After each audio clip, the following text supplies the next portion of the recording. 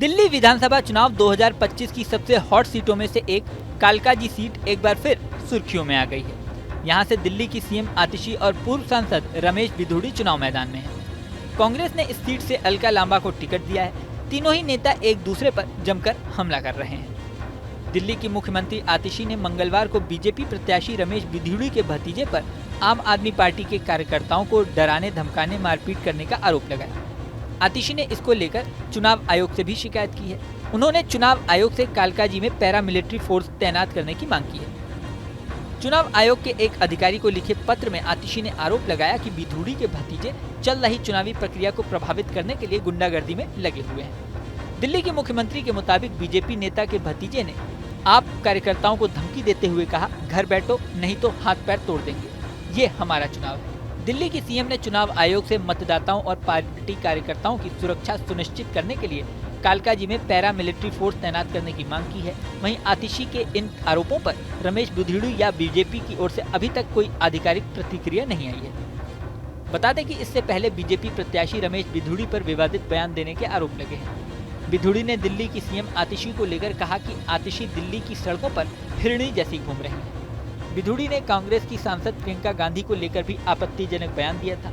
बिधूड़ी ने कहा था कि वह कालकाजी के क्षेत्र में सड़कें प्रियंका गांधी के गाल जैसी बना देंगे। इतना ही नहीं, उन्होंने मुख्यमंत्री आतिशी को लेकर दिए एक और आपत्तिजनक बयान में कहा कि आतिशी ने तो अपना पिता ही बदल लिया।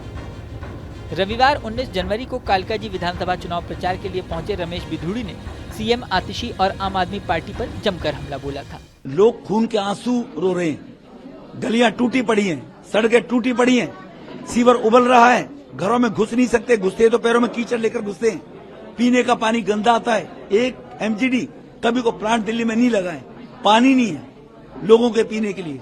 जाम का ऐसा कारण बना हुआ है कि ये जो कालकाजी विधानसभा है वो नरक का एक पर्याय बन गया है, नरक की बस्ती बन गई है। इस नरक की बस्ती से निकालने के लिए जो आतिशी ने 4.5 साल लोगों को शकल नहीं दिखाई, अब आतिशी जा जाकर गलियों में भाग भाग कर कहती है मुझे दोबारा मुख्यमंत्री बना दो, और जबकि वो तो खड़ा मुख्यमंत्री है। सॉरी, केजरीवाल ने कह दिया मैं ही मुख्यमंत्री का दावेदार हूं, तो टेम्परेरी मुख्यमंत्री केजरीवाल जी ने बता दिया।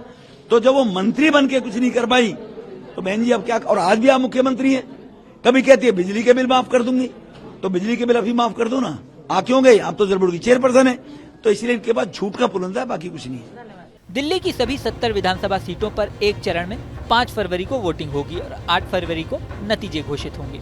साल 2020 में हुए पिछले विधानसभा चुनावों में आम आदमी पार्टी ने 70 में से 62 सीटों पर जीत हासिल की थी, जबकि बीजेपी ने 8 सीटों पर जीत हासिल की थी। इसके अलावा 2015 में हुए विधानसभा चुनाव में आम आदमी पार्टी ने प्रचंड बहुमत के साथ 67 सीटें जीती थी, तब बीजेपी ने 3 सीटों पर जीत दर्ज की थी। कांग्रेस इन चुनावों में अपना खाता भी नहीं खोल पाई थी। इस वीडियो में फिलहाल इतना ही। बने रहें न्यूज़ नेशन के डिजिटल प्लेटफॉर्म पर।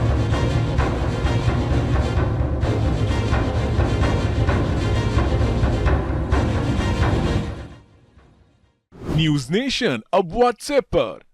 खबरों के ताजा अपडेट के लिए न्यूज नेशन के इस क्यूआर कोड को स्कैन करें।